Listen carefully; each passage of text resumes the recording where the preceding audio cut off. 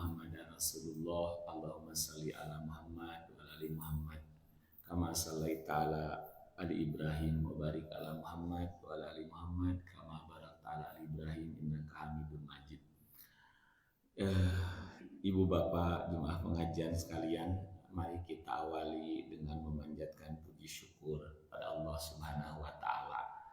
Awal aktivitas kita sangat mulia, kita bisa salat subuh berjamaah, dilanjutkan dengan kajian subuh. Semoga hari-hari kita senantiasa diberkahi oleh Allah. Allah memberikan kebaikan kehidupan, segala sesuatu tidak lepas dari kasih sayang Allah Subhanahu wa taala. Apapun yang Allah berikan, maka itu adalah bagian dari kasih sayang Allah kepada kita. Tidak ada yang jelek, tidak ada yang buruk. Setiap yang Allah berikan kepada hamba-Nya, semuanya adalah baik. Mari kita berprasangka kepada Allah, apapun yang menimpa kita adalah untuk kebaikan kita semua. Hadirin sekalian, kajian subuh kita ada permintaan hadirin sekalian yang biasanya saya pakai makalah ya untuk bekal. Hari ini diisi dengan permohonan dari beberapa jamaah kita yang kebetulan dengan izin takdir Allah Subhanahu wa taala tahun ini mendapatkan panggilan Allah untuk melaksanakan ibadah haji. Saudara-saudara kita yang akan melaksanakan ibadah haji hari ini diisi dengan muwadaah, pamitan, juga bentuk ucapan rasa syukur dari saudara-saudara kita. Di antaranya satu, Bapak Burhan Dahrudin, kemudian Ibu Nani Yuniangsih, kemudian Bapak Aceh Mulyadi, kemudian yang keempat Ibu Suyami, yang kelima Bapak Bugiono, yang keenam Ibu Pentri. Yang di WA kata saya itu 6 orang, kata Pak Deden ada 11 orang. Nah, tetapi bagi mereka semua kita turut bahagia dan gembira ya bisa berangkat haji di tahun ini. Sungguh Ibu sekalian, kesempatan berangkat ibadah haji itu sesuatu yang sangat langka. Tahun kemarin Pak di Bandung Barat itu bisa memberangkatkan 1.200 orang. Tahun ini cuma 80 orang, 84 di Bandung Barat itu. Karena kuotanya sekarang pindah dari kuota kabupaten menjadi kuota provinsi. Ada perubahan regulasi yang sangat luar biasa. Jadi semakin begitu ketat tadi sekalian untuk berangkat tahun haji hari ini. Bayangin Pak, satu kabupaten Pak di Bandung Barat berangkatnya cuma 80 orang. 84 orang yang biasanya 1.200.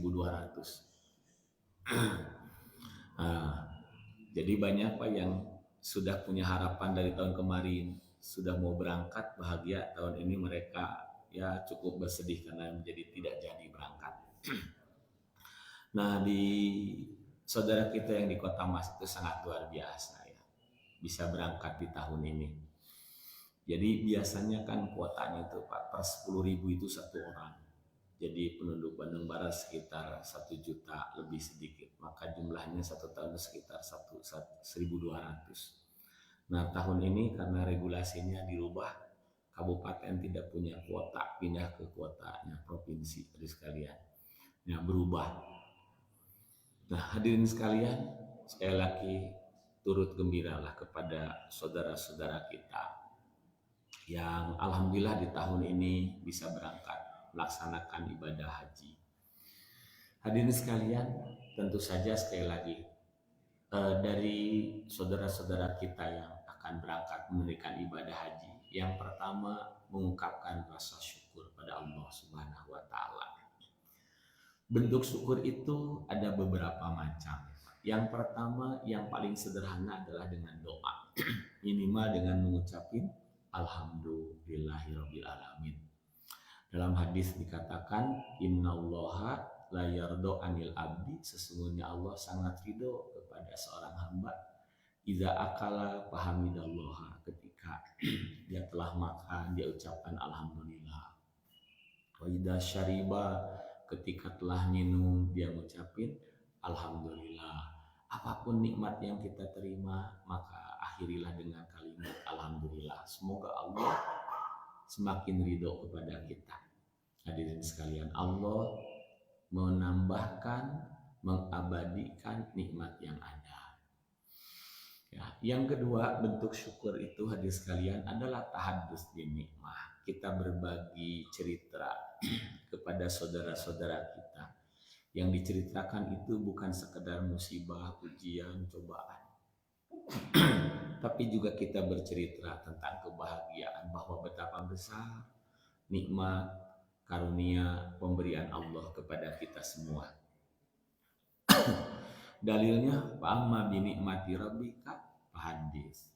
Ya, adapun nikmat yang Allah berikan maka engkau boleh ceritakan pada orang lain. Niatnya adalah tentang kasih sayang Allah, karunia Allah yang datang pada kita semua. Bukan dalam ria'an nas, tetapi tentang betapa luar biasanya kebaikan Allah kepada kita semua. Jadi bentuk tasyakur itu yang kedua adalah tahadduts bin nikmah. Bentuk yang ketiga, tasyakur itu berbagi rizki. Hadirin sekalian, makanya ya ketika ada orang syukurannya identik dengan ada makanan, identik dengan ya makan-makan. Alhamdulillah hari ini bubur diganti dengan makanan kotak ya Pak ya. Nah, hadirin sekalian, jadi Bapak untuk mengungkapkan rasa syukur itu bisa berbagi rizki. Ketika kita berbagi rizki sama orang, maka itu adalah bentuk syukur. Dan Allah akan semakin mengokohkan nikmat seseorang ketika kita mau berbagi. Ada kalanya kita diberi ujian kita itu jauh dibanding dengan karunia. Kita diuji mungkin beberapa saat, sementara karunia ya, wah dari masa muda kita luar biasa. Kita kadang diuji itu banyak keluh kesah. Padahal kalau Nabi Ayub ya sakit itu dalam tafsir Ibnu Katsir 12 tahun. Pernahkah kita sakit sampai 12 tahun?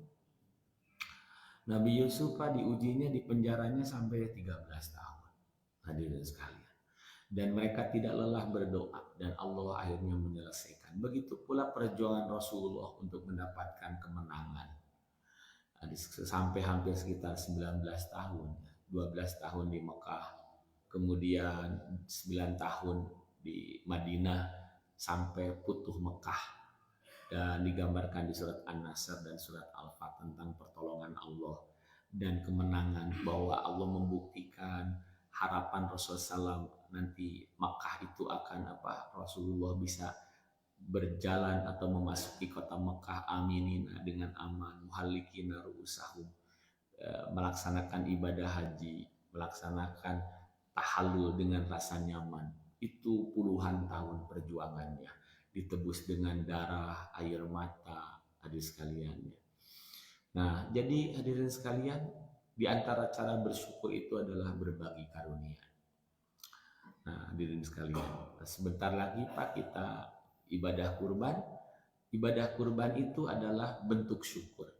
Makanya dilaksanakan tiap tahun. Allah mengatakan, Inna a'tainakal kautsar, sungguh kami telah memberikan nikmat yang banyak setahun ke belakang. Kita renungkan, kita diberi rezeki yang cukup, kesehatan yang cukup, maka jawablah nikmat tersebut, satu dengan pasali salat, yang kedua wanhar, bayarlah nikmat tadi dengan kurban. Jadi kurban itu berbagi dengan orang itu adalah bentuk syukur, menjawab nikmat dari yang pernah Allah berikan. Karena bentuk syukur itu adalah berbagi rizki, berbagi karunia. Di antaranya seperti peristiwa kurban. Maka kurban itu tiap tahun. Itu adalah menjawab nikmat. Allah sudah berikan karunia yang banyak. Allah sudah hindarkan ujian pada kita. Allah sudah perkecil musibah-musibah kita. Allah masih bisa memberikan kita senyum di kala banyak persoalan. Pak, kalau kita tinggal di Iran itu ya, wah luar biasa, di Timur Tengah dengan suasana yang mencekam dan lain-lainnya. Negeri kita aman, nyaman. Nah, jadi di antara bentuk syukur itu adalah berbagi karunia seperti kurban. Sebentar lagi kita akan melaksanakan syiar kurban adalah menjawab nikmat, hadirin sekalian. Di tengah tengah kehidupan kita, Pak, banyak orang yang nikmatnya Allah kurangi, banyak yang sedang terpuruk diuji. Kita diberikan kesehatan, maka kita berbagi, diantaranya lewat syiar kurban di Masjid Al Baitul Muhlisin ini. Yang keempat, hadirin sekalian, bentuk tasyakur bin nikmah itu adalah meningkatkan suasana ibadah kita. Rasulullah SAW pernah ditanya oleh Aisyah, Rasul, buat apa engkau tahajud sampai lama, sedangkan dosamu sudah diampuni, surga telah dijanjikan. Rasul menjawab, afala akunu abdan syakur. Dengan tahajud, dengan meningkatkan ibadah sunat, aku ingin menjadi manusia yang sangat bersyukur. Jadi tingkatkanlah nilai ibadah kita, maka itu adalah bentuk syukur. Kemudian hadirin sekalian, bentuk syukur pun adalah yang terakhir adalah dengan semakin tawadu dengan nikmat. Bahwa karunia ini semata-mata diberikan oleh Allah. Kita semakin merendah tanpa ada karunia Allah, mustahil kita bisa mendapatkan secuil nikmat sekecil apapun, karena semuanya adalah pemberian Allah Subhanahu wa Ta'ala. Itu adalah bentuk-bentuk rasa syukur yang bisa kita ungkapkan, hadirin sekalian. Nah, hadirin sekalian, jadi mudah-mudahan bagi saudara-saudara kita yang berangkat, yang akan menunaikan ibadah haji, adik sekalian, hari ini saya lagi mengungkapkan rasa syukur tahadus bin nikmahnya kepada kita semua, kita turut bahagia dan gembira. Yang kedua, hadirin sekalian, muadaah. Tidak ada yang namanya istilah walimah safar. Itu kan, walimah itu dalam Islam hanya dua pesta itu ya Pak. Satu walimatul nikah, yang kedua walimatul arus. Walimatul nikah dan walimatul khitan atau walimatul arus. Nah, pesta pernikahan dan pesta hitanan. Walimah itu Pak pestanya. Rasul mengatakan kepada yang nikah, aulim walau bisyatin. Andai kamu tidak punya apapun, silakan pestakan, meriahkan walaupun dengan satu ekor kambing. Nah, ada juga Pak ketika orang mau beribadah haji itu ya namanya muwadaah.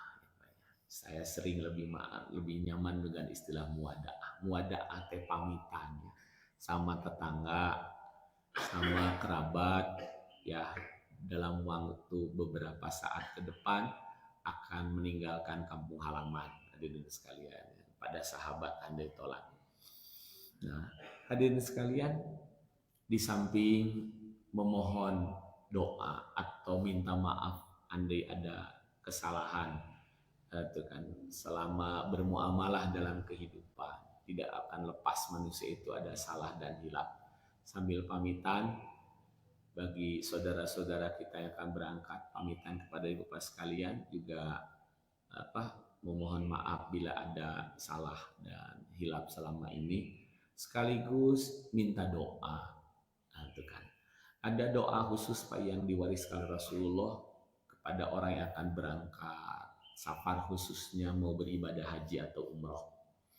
Doanya adalah zawadakumullahu taqwa. Semoga wahai orang-orang yang akan berangkat haji, Allah memberikan bekal kepada kalian dengan ketakwaan.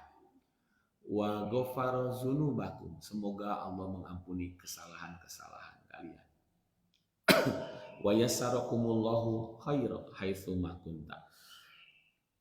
Dan Allah memberikan kemudahan dengan segala kebaikan selama di perjalanan. Kita tahu Pak, haji tahun ini itu sangat berat karena dilaksanakan di bulan Juni Juli, di mana suhu itu kan bisa sampai 50 derajat. Jadi hadirin sekalian,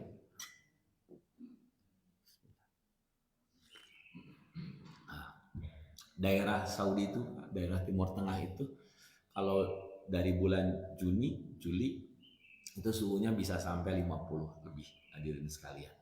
Nah, jadi kalau kita mau memilih Pak, kalau umroh kan bisa dipilih bulan-bulannya ya. Enaknya Pak ya di bulan September, Oktober, Agustus sudah mulai 40 derajat.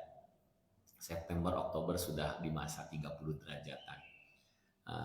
Desember sudah agak tidak nyaman. dingin, biasanya jamaah pada gemrah sakit gitu kan, karena sudah dingin Desember Januari. Yang enak lagi nanti di bulan Februari, Maret, April sudah menuju hangat, kita bisa milih. Tapi kan kalau ibadah haji tidak bisa milih, hadis, karena ada waktu yang ditentukan.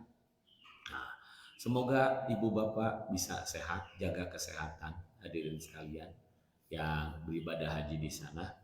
Itu kan kita doakan semoga Allah memberikan segala kemudahan. Kemudian ada doa yang kedua yang Rasulullah wariskan kepada orang yang mau berangkat. Bapak biasanya kalau ada yang berangkat, Pak, mohon doanya Bapak selalu didoakan ya semoga selamat gitu ya, nanti bisa pulang lagi. Nah, ada doa kedua yang Rasulullah wariskan, ialah astaudikumullahu, ya, aku titipkan kepada Allah dinakum, agama kalian. Semoga di sana agama kita, ibadah kita tetap istiqomah. Allah pelihara agama kita. Tidak banyak yang memancing dosa dan maksiat, karena yang bisa memelihara agama kita adalah Allah. Kemudian wa amanatakum, semoga Allah memelihara keluarga yang ditinggal. Amanah itu maksudnya harta dan keluarga yang ditinggal.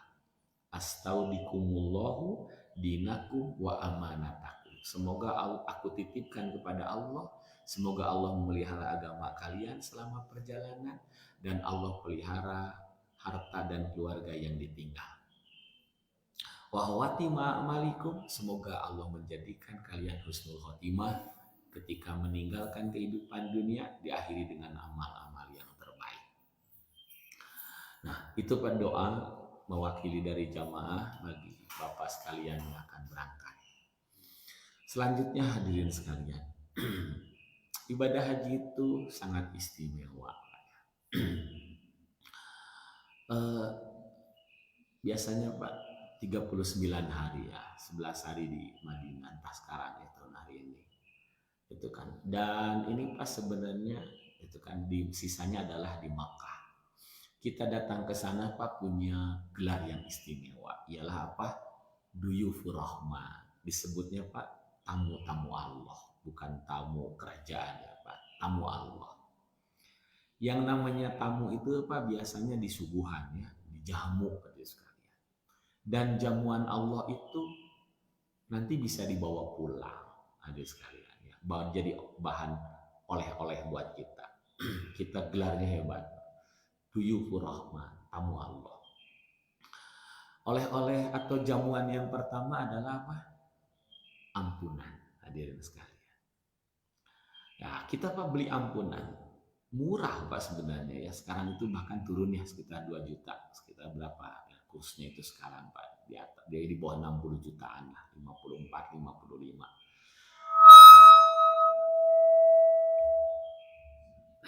Saya pernah tanya Pak sama orang tua yang duduk berangkat ibadah haji, hadirin sekalian, yang pakai kapal laut ya Pak ya, berapa mereka rata-rata menghabiskan biaya. Mereka mengatakan Pak sekitar 750 gram emas. Bayangin Pak kalau dikonversi ke uang, minimal 1 gram misalnya 2 juta, 1 miliar setengah. Dan itu kurs emas sekarang udah 2 juta sampai 3 juta mungkin ya Pak ya. Berarti sampai 2 miliar. Sekarang kita sangat murah gitu ya. Itu kan. Ya, di bawah 60 juta. Dan tahun ini kan katanya turun lagi, pas sudah turun 2 juta. Kita beli ampunan, hadirin sekalian. Di dalam Al-Qur'an, Pak, surah Az-Zumar, hadirin sekalian, bahwa andai manusia memiliki harta emas sepenuh bumi ini, pasti ampunan itu mereka akan beli ketika sudah di akhirat. Begitu mahal yang namanya ampunan. Setiap orang, sesoleh apapun, pasti punya masa lalu kurang soleh. Nah, kita menginginkan sebelum kita pulang ke hadirat Allah Subhanahu wa Ta'ala, kita menjadi manusia yang bersih. Hadirin sekalian. Nah, di antaranya adalah ketika kita melaksanakan ibadah haji, dijamu oleh Allah dengan yang namanya ampunan. Ada salah satu hadis dari riwayat Imam An-Nasai, hadisnya agak panjang, saya ringkaskan seperti ini.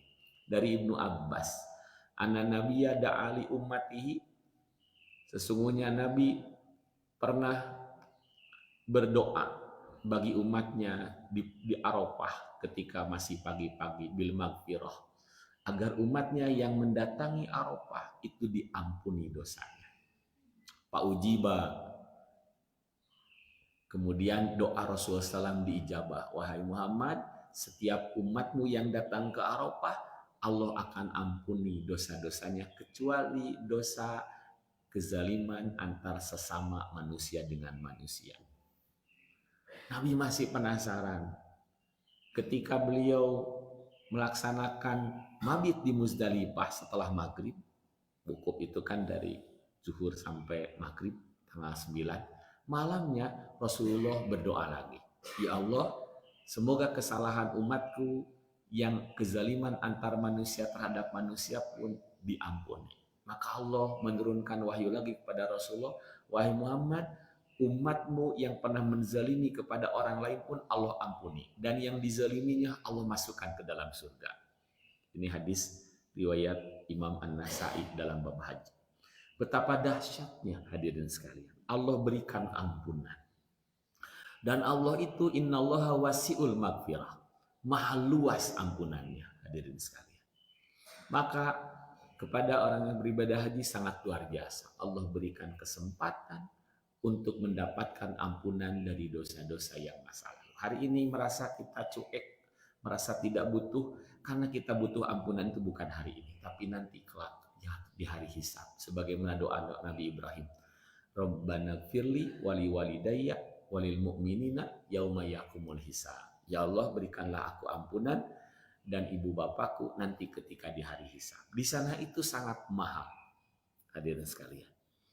Yang kedua, oleh-olehnya ketika kita jadi tamu Allah adalah apa? Istijabatud doa. Doa kita akan diijabah oleh Allah Subhanahu wa taala. Hadis dari Sahih Bukhari, al-hujjaju wal umaru, orang yang melakukan ibadah haji dan umroh, wabdullah, mereka adalah tamu Allah, utusan Allah. Inda'auhu ajabahu, jika mereka berdoa maka Allah akan mengijabah. Wa in istaghfaruhu, jika beristighfar kufirolahu, Allah akan ampuni. Hadirin sekalian, ibadah dan doa itu kan seharusnya seimbang, sebagaimana ayat iyyaka na'budu wa iyyaka nasta'in. Tapi Pak, kadang-kadang kita beribadah tapi seringkali miskin doa. Zaman ini Pak, zaman di mana kita seringkali menjadi miskin doa. Kenapa? Karena kita merasa bisa mengatasi berbagai masalah. Dulu Pak, tahun 80 ketika anak sakit tehnya resah doa na lebeut. Kenapa?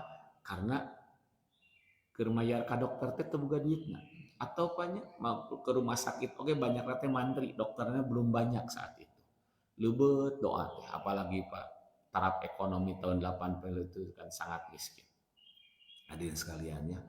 Nah, sehingga banyak doa. Pak, kalau orang Pak sudah merasa bisa mengatasi masalah, biasanya miskin doa. Di sana Allah benci. Dalam hadis, innallaha yagdobu malayas alubihi. Allah marah, benci kalau orang sudah tidak mau meminta. Ya Pak, kalau Bapak orang biasa-biasa, terus punya anak katanya, hayang kuliah ke ITB, doa we, ya Allah mudah-mudahan anak saya bisa lulus. Tapi kalau Bapak seorang menteri, tarang doa.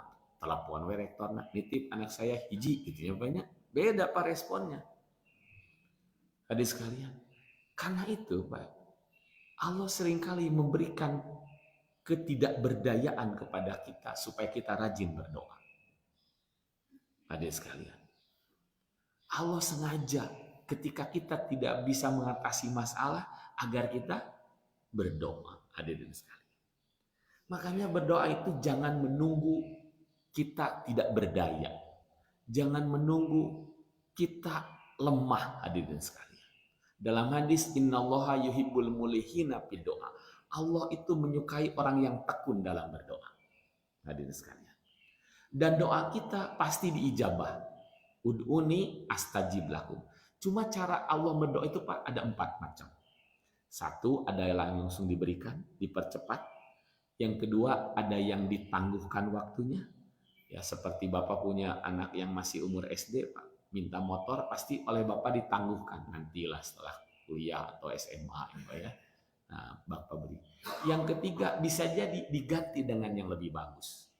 Bapak minta rizki, Allah kasih sehat. Bapak minta sehat, Allah kasih hidayah. Gitu kan? Bentuknya itu kan Allah. Atau bisa jadi pada dalam hadis, doa Bapak itu Allah jadikan sebagai karcis masuk surga. Karena Allah tahu amal kita mungkin miskin, amal kita sedikit, dosa kita banyak, mau lewat cara apa kita masuk surga? Maka Allah berikan dengan cara yang namanya apa? Doa kita ditangguhkan di dunia dan Allah tukar dengan karcis masuk surga. Hadirin sekalian. Jadi doa itu tidak ada yang tidak mustajab. Hadirin sekalian. Semua doa itu sangat bermanfaat. Maka jangan lelah dalam berdoa. Dan kita seringkali, Pak, malas berdoa karena kita merasa bisa mengatasi berbagai masalah. Sehingga seringkali, Pak, ketika kita sakit, banyak obat yang kita bisa beli tidak menyelesaikan masalah. Kita bisa beli dokter rumah sakit yang mahal, ternyata tidak sembuh. Saat itulah kita baru sadar, ya Allah, itulah kalimat terindah. Hadirin sekalian, ya. Ya Allah, hadirin sekalian. Itu kalimat terindah. Hadirin sekalian. Ada satu buku karya Dr. Aid Ibrahim yang banyak terjemahkan La Tahzan, Don't Sad, hadirin sekalian. Tentang mengupas awal tentang kalimat doa itu. Ketika ada kalimat yang ya Allah, itu kan kalimat terindah ketika kita sudah merasa tidak berdaya. Hadirin sekalian. Nah, hadirin sekalian, doa di sana itu Pak sangat mustajab. Hadirin sekalian. Hari ini kan kalau kita bisa mengatasi masalah doa nage camplang ya Pak. Sehingga saya katakan doa itu bukan sekedar solusi. Urang makan doa itu solusi. Geus boga masalah kakareka doa. Seharusnya doa itu Pak sebagai antisipasi masalah. Allah sangat senang ketika kita rajin berdoa. Karena tadi doa dan ibadah itu harus seimbang. Iyyaka na'budu wa iyyaka nasta'in. Dan doa yang paling baik adalah doa dalam rangka nasta'innya dalam rangka na'budu. Ya Allah, bantulah aku agar aku bisa beribadah dengan baik. Karena doa untuk dunia, Pak, bisa jadi Allah berikan, belum tentu baik buat kita. Allah teh maksa-maksa teuing padahal itu tuh bagus. Dan Allah teh ya, ada Allah Maha penerima pengijabah doa diberikan. Bisa jadi Pak tidak bagus. Nyalon rupanya, ya Allah doakeun abdi teh ijabah doa abdi, saya mau jadi wali kota, bupati, ngadoa, ngumpulin tetangga, saya minta doanya, umroh ngadoa di ditu. Terus jadi wali kota teh dibuinya Pak, misalnya kapangih korupsina, mun kitu mah tong jadi wali kota, atunya tong jadi bupati misalnya. Belum tentu Pak. Ijabah tentang dunia itu baik buat kita. Tapi doa agar kita dalam ridho Allah, doa agar kita senantiasa beribadah dengan baik, itu pasti doa terbaik buat kita. Hadirin sekalian. Jangan lupa sekali lagi Pak, doa untuk ibadah itu agar lebih baik itu adalah doa yang paling mulia. Nasta'innya dalam rangka na'budu. Ya Allah, aku mohon bantuan agar aku bisa beribadah dengan baik. Hadis sekalian. Ketika diijabah, pasti itu terbaik buat kita. Nah, yang ketiga, hadirin sekalian, ketika kita jadi duyukur rahman, tamu Allah di sana, baik yang haji ataupun umroh, maka ada limpahan pahala yang banyak. Sekalian. Dalam satu riwayat Muslim, Rasulullah SAW mengatakan, salatu fi masjidi hada, salat di Masjid Nabawi saja apanya? Itu kan. Kata Rasulullah, afdalu min alfi salatin fi masiwahu. Pahalanya itu 1000 kali lipat dibanding masjid lain ilal Masjidil Haram, kecuali masih lebih besar lagi. Hadirin sekalian, ya. Nah, jadi hadirin sekalian, pahala kita punya limpahan pahala yang sangat luar biasa.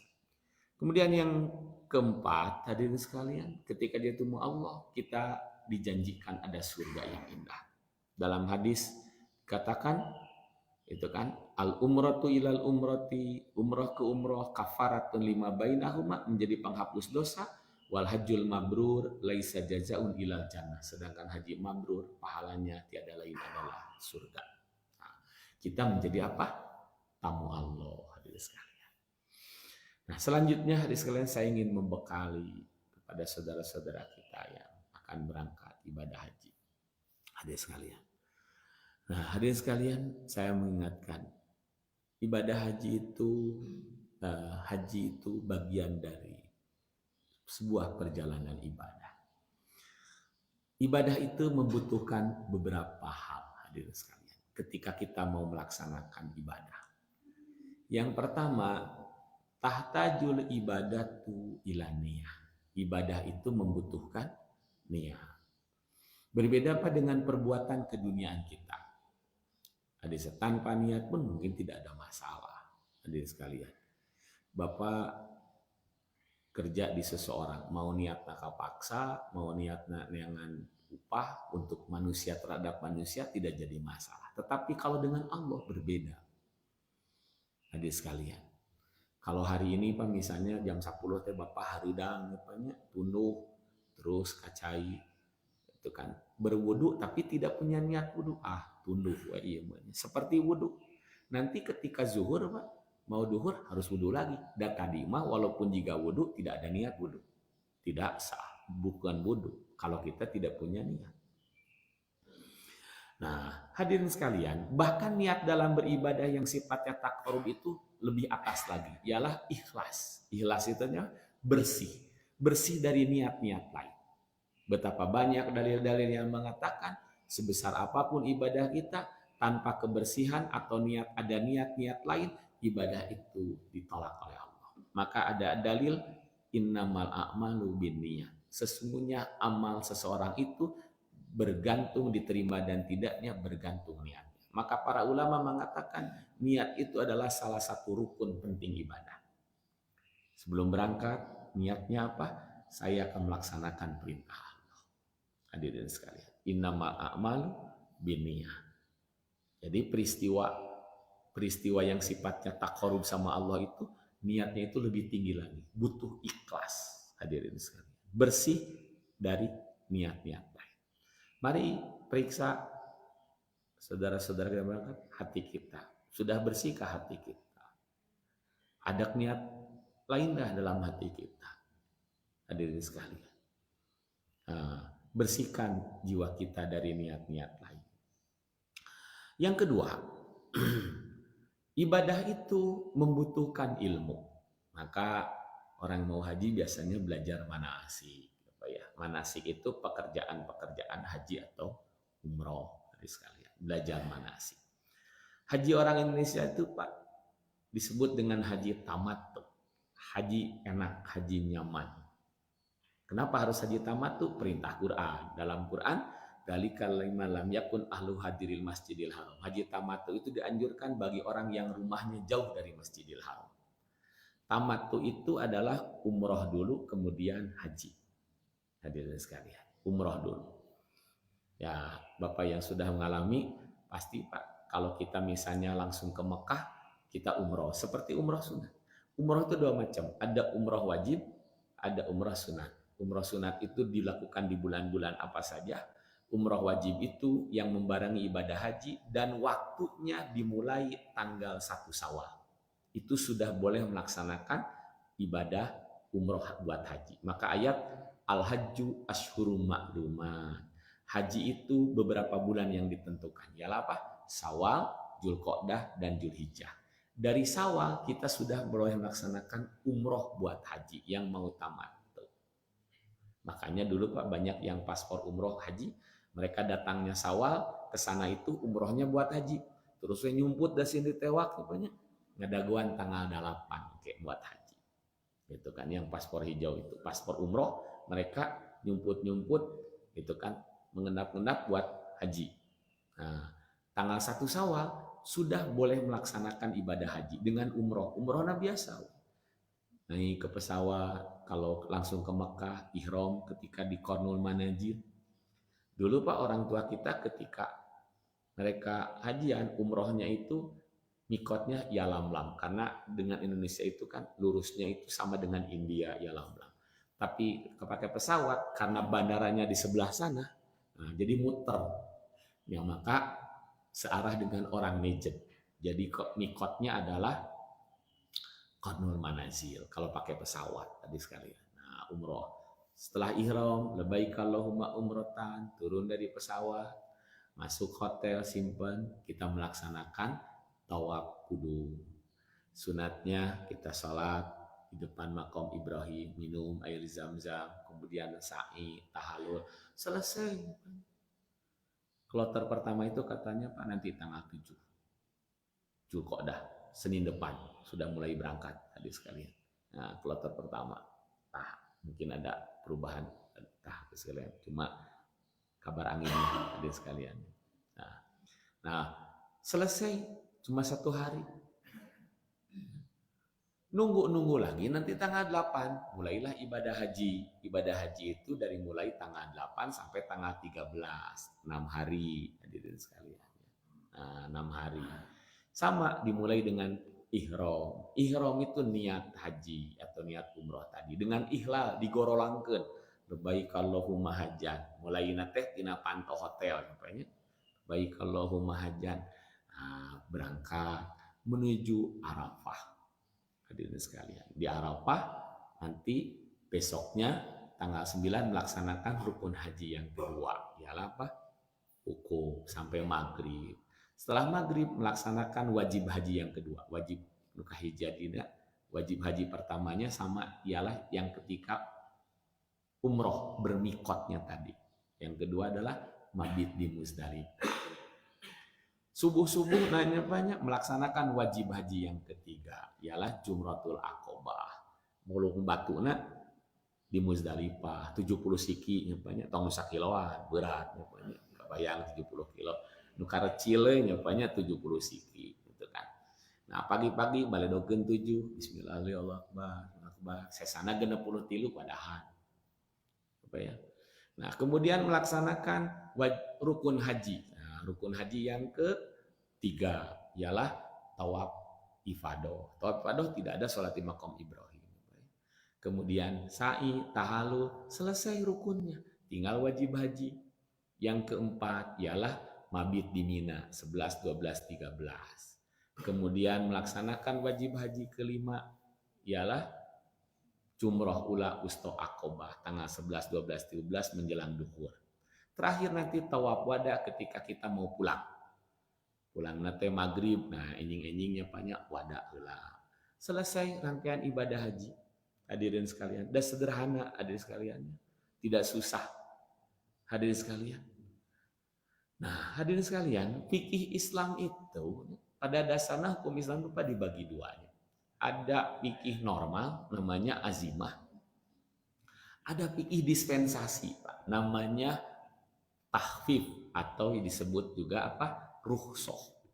Nah, kalau di sana Pak, ingat banyak rukhsah, apalagi Pak, rukhsah. Ya, rukhsah itu kan orang dapat hukum dispensasi itu karena 7 alasan. Satu diantaranya Pak, kalau orang susah, sulit. Apa ya? Bapak kalau ruku teh nyapanya kudu bener. Kepala jeung tongong teh Pak kudu lurus, sampai ada hadis Allah tidak akan menerima salat rukuna teu bener. Tapi ari keur nyeri cangkeng mah sama mampu bapak we nyapanya gitu kan teu kedah lurus. Abdi ge Pak nyeri cangkeng ruku teh kieu we nyapanya gitu kan. Di sana Pak itu kan pasti kita ada sulitnya. Apalagi Pak hampir 70% orang yang berangkat haji itu umurnya di atas 60 tahun. Maka pembimbing teh tong dibere pikih normal wae tadi sekalian.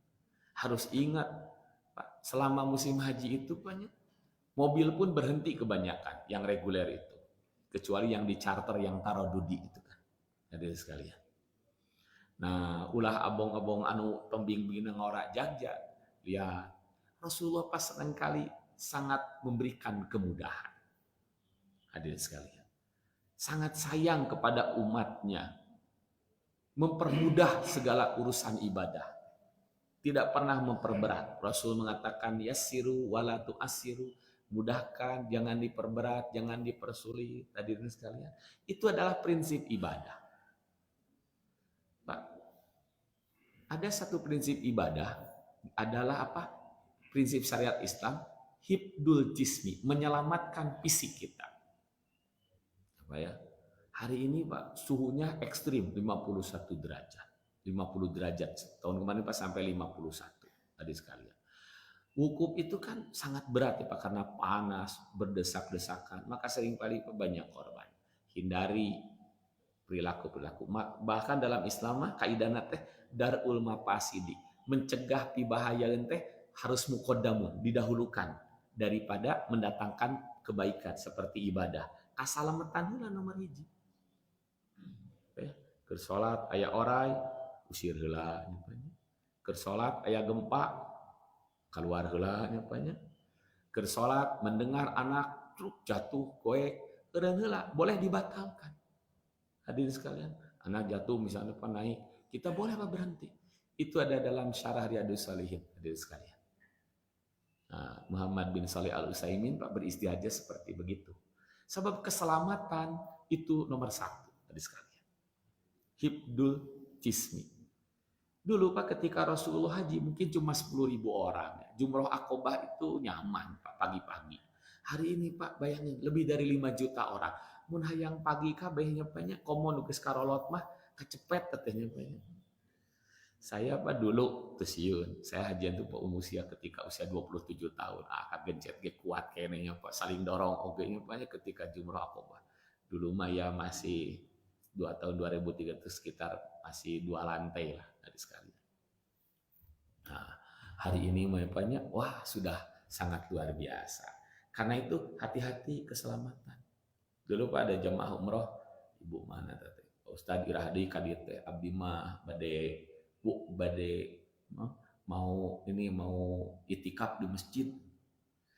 Nah diseriannya dages itikaf teh isuk ngajongkengnya Pak gering kabalik gitu kan. Enggak ada. Perlu adaptasi Pak. Yang sudah bolak-balik ya Pak gering gitu, makomon Pak karek gitu kan. Karena suhu cuaca itu ekstrim. Kelembaban itu di sana itu kan tidak ada ya Pak. Kelembaban itu hampir nol gitu kan. Sehingga kering hadirin sekalian. Jadi jaga kesehatan hadirin sekalian. Jadi hadirin sekalian, ibadah itu membutuhkan apa yang kedua? Membutuhkan ilmu. Hadirin sekalian ya. Nah, di antaranya bukan sekedar ilmu yang azimah, yang pokok, tapi ada ilmu tahwib. Tahwib itu keringanan itu satu karena apa? Susah untuk melaksanakannya. Ai susah rek dikumahakeun deui nya Jumratul Aqobah isuk-isuk hese namanya. Entos duhur oge pat naon-naon ari hese. Gitu ya. Hese berdesak-desakan komo geus anu sudah tua ya Pak ya. Yang kedua orang mendapatkan keringanan itu alasannya al-jahlu, tidak tahu. Apa? Baik tidak tahu syariat ataupun keadaan. Tadi sekali apal dalilna nih Pak. Nah, misalnya Pak kurang tetap dulu Pak ketika Bosnia mulai merdeka dari negara Yugoslavia ya Pak, yang asalnya komunis, mereka tertutup. Sarolat, tapi teu wudu. Sah itu apal namanya Pak. Karena itu apa? Tadi sekalian. Nah, tidak tahu syariat. Dulu Pak para sahabat ketika saum terus banyak jam 8:30 oke masih barang bari makan. Karena mereka mengira gitu kan berdasarkan ayat makanlah minumlah sampai jelas benang bodas putih. Ditinggalian we benang bodas can jelas 8:30 ya masih dahar nih Pak. Sampai dijelaskan akhirnya turun ayat minal fajar. Maksud benang putih benang bodas itu adalah fajar. Jadi turun ayat itu kadang-kadang bukan seayat dua ayat, kadang setengah ayat. Turunnya itu.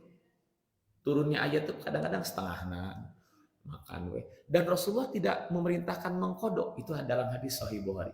Tidak memerintahkan mengkodok karena tidak tahu, dianggap sah.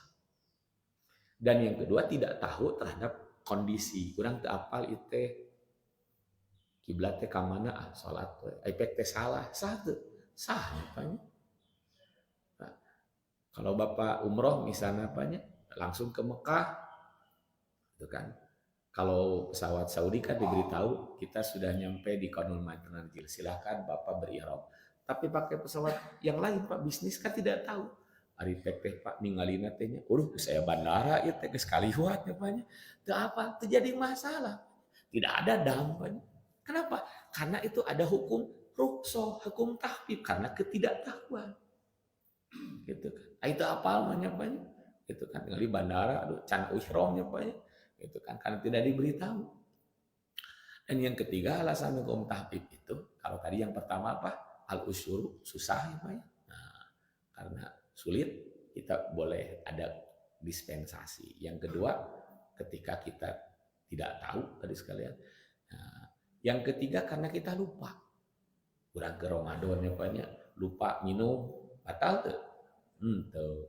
Geus ihram nih Pak Haji teh lebaik Allahumma hajjan ari kolor candilaan poho bayar dam teh teu da poho nya Pak seetik-seetik dam di mana dalilnya Pak dam-daman teh gitu kan ari poho mah Pak nya menang dispensasi ngaranna ge lupa gitu kan.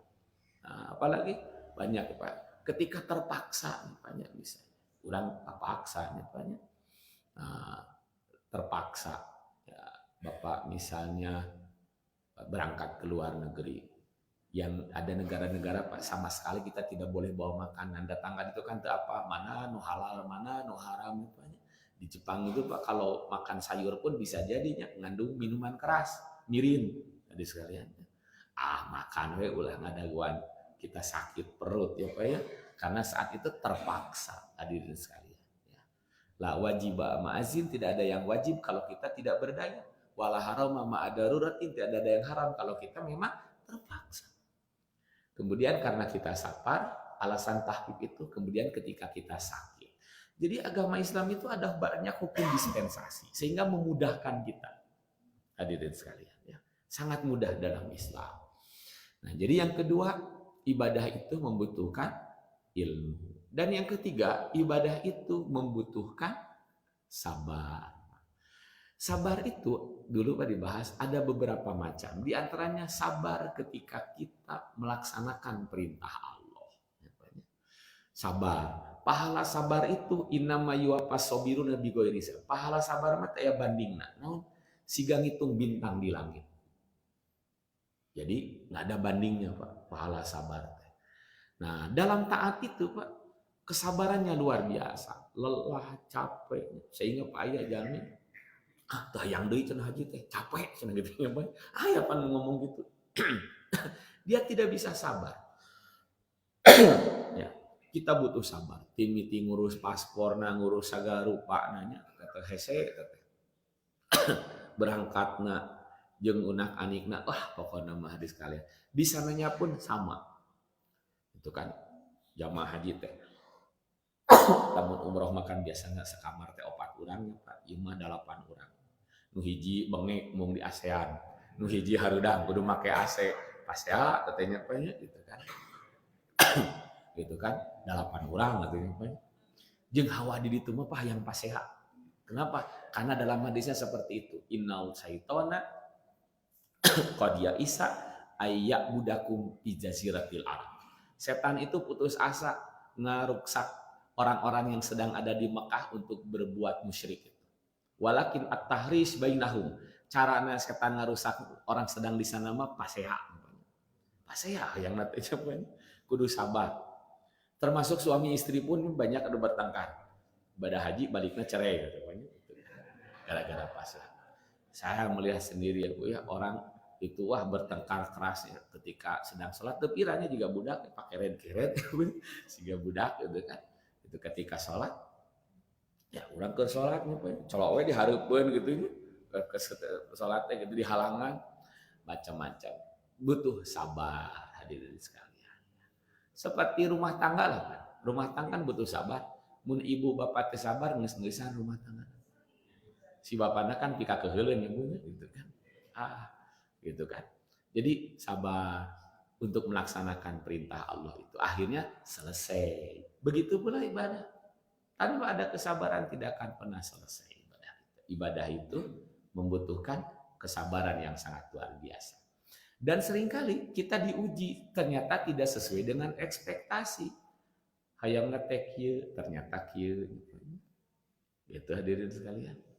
Nah, hayang ngetek karaudoh pahalana kieu keur masa kali-kalina ari pek teh Pak teu laksana urangna sakit atanapi misalna Pak sedang tertutup ulah hariwang salat di Raudhah maka pahalana 1000 kali lipat, tetapi ketika kita bisa sabar, ternyata harapan kita tidak sesuai dengan ekspektasi, lain 1000 kali lipat, tidak terhitung pahalanya. Ya, kalau harapan kita tidak sesuai dengan kenyataan, hadirin sekalian, butuh apa yang namanya sabar, hadirin sekalian. Nah, ibadah itu butuh sabar. Nah, itu pada dasarnya. Hadirin sekalian, haji itu Pak, ada 3 ukuran. Satu, ada ukuran hajinya itu sah. Sah itu terpenuhinya rukun dan syarat. Rukun jeung syarat. Nah, rukun teh bagian-bagian keadaan. Rukunnya tadi haji teh 5. Ya banyak nu pokok nama ihram, wukuf, tawaf, sa'i, jeung tahallul. Ada yang nambahkan ka genep namina tertib berurutan. Tidak bolehnya saya mah hayang ieu heula misalnya sa'i heula ke tawaf biasa berurutan genep gitu kan. Nah, ada nyebutkeun 5 we banyak gitu kan. Kalau umroh rukunnya 4. Jadi 4 5. Wajib haji genep ada nyebut 7 gitu kan. Wajib. Jadi urutannya gampang 4 5 genep gitu kan. Ada sekalian ya. Nah, ukuran sah itu terpenuhinya rukun dan syarat. Syarat sah sholat, syarat itu sesuatu yang harus ada sebelumnya. Syarat sah sholat misalnya menghadap kiblat. Itu apa?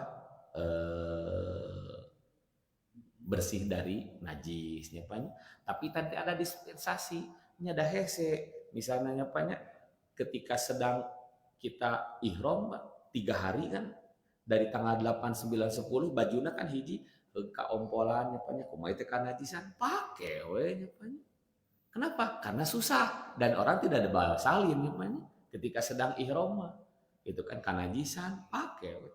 Bapak sedang sakit itu kan di rumah sakit pakai pampers aya najis pakai. Karena tadi ada hukum dispensasi ketika apa? Sulit. Ya, sulit mah enggak jadi masalah gitu ya Pak. Nah, jadi ukuran haji sah itu terpenuhinya rukun dan syarat. Tapi Pak, yang sah itu belum tentu diterima. Maka ningkat nu kadua, ada yang namanya hajinya makbul. Yang makbul itu harus didukung dengan akhlak yang mulia, ya Pak ya. Makanya dalam Quran, paman parodo ihinal haja, kalau orang sedang hajian, palaro pasa, ngomong diatur, jangan kotor. Wala fusuko, jangan berbuat maksiat, wala jidala tong pasea, bisi teu ditarima. Betapa banyak orang yang sholatnya baik, sah, tapi teu ditarima. Kusabab dalam Quran mah pawailul lil musholin, hidupnya Pak senantiasa pamer ria, wa yamna ulamaun, tidak punya empati menolong orang yang membutuhkan sebuah benda yang sangat dibutuhkan. Itu kan. Jadi itu diterima, tidak dibarengi dengan akhlak. Karena itu jagalah akhlak di sana supaya apa? Hajinya menjadi haji yang makbul, hadirin sekalian. Nah, makbul itu di sana ketika sedang ibadah maka barengi dengan akhlak-akhlak yang mulia. Ukuran yang ketiga, Pak, kita sering mendengar istilah haji mabrur ya. Mabrur itu dari kata birrun. Rasul pernah ditanya, apa disebut dengan birrun? Kata Rasul menyebutkan al-birru husnul khuluq. Birrun adalah baik akhlak. Ukuran mabrur itu bukan di sana, tapi setelah pulang. Ibadah haji teh Pak asana pedir jadi barahannya. Asana mah tara ka masjid jadi ke masjid. Nah, ciri itu mabrur. Mabrur itu setelah pulang. Gitu kan? Jadi hadirin sekalian, ada perubahan yang besar dalam diri. Ada asar ya setelah beribadah. Maka itu disebut dengan istilah haji mabrur. Marilah kita jaga Bapak yang sudah haji kemabruran dengan senantiasa peristiwa ibadah yang pernah kita lewati dengan amal-amal yang terbaik di hari ini. Udah jadi istilah haji kuadrat, haji-haji gitu. Sebenarnya banyak. Nah, berarti itu mabrur. Hajinya jadi 2 kali gitu kan. Haji-haji kelakuannya gitu. Nah, itu mabrur gitu tuh. Nah, hadirin sekalian sudah jam 6 ya. Mudah-mudahan yang belum berangkat Allah bisa berangkatkan, yang sudah juga kalau mau berangkat lagi Pak umroh gitu kan cukuplah 1 kali karena Rasulullah pun 1 kali ibadah haji itu dalam hadisnya Pak haji Rasul itu 1 kali dan disebut dengan haji wada, karena bertepatan dengan hari perpisahan tahun kematian beliau, wafatnya beliau. Setelah tahun haji itu Rasulullah 3 bulan kemudian meninggal di bulan Rabiul Awal. Ya, semuanya Pak jadi 12 orang Pak ya. Yang pertama Bapak Asrul Kudri ya Pak, kemudian Ibu Dewi Minarsi, kemudian Bapak Yuki, kemudian Ibu Novi, kemudian Bapak Deni, Ibu Yuwana, yang nomor 7 Bapak Mugiono, yang 8 Ibu Penti, yang nomor 9 Bapak Burhan, yang 10 Ibu Nani, yang 11 Bapak Acep, yang 12 Ibu Suyami. Luar biasa Pak, 12 orangnya Sakota Mas Bandung Barat Pak pada 84 jalmi gitu kan. Di Sakota Mas 12 orang. Syukur alhamdulillah. Kita Pak turut bahagia sama saudara-saudara kita yang tahun ini bisa berangkat. Semoga mereka diberi kelancaran, kemudahan, dan yang paling penting Allah menerima amal ibadah haji mereka. Saya bisa sampaikan, aku lu qouli hada, astagfirullah li wa lakum. Assalamualaikum warahmatullahi wabarakatuh.